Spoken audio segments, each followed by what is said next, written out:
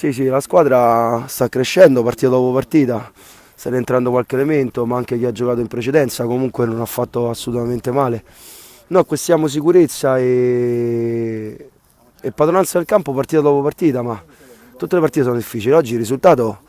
sì è vero, è largo, ma io di questa partita sinceramente avevo un terrore particolare. L'ho detto anche ai ragazzi di Toro Viola, è una squadra navigata in A2, è una squadra difficile da incontrare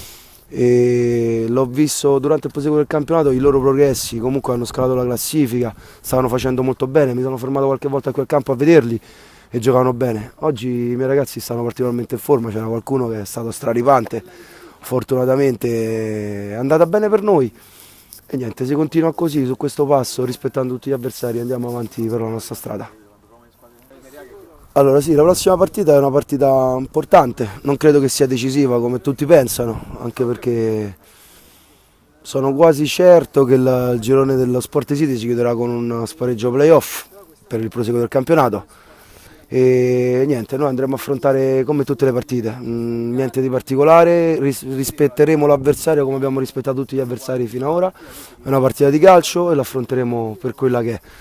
Metteremo sicuramente tutto in campo, come metteranno tutto loro in campo e vincerà il migliore. Per noi, ripeto, è una partita come le altre, non ho niente di particolare in mente in previsione della partita, noi dobbiamo pensare a noi stessi, dobbiamo fare la nostra partita e alla fine dei 50 minuti chi sarà stato più bravo alzerà le braccia al cielo.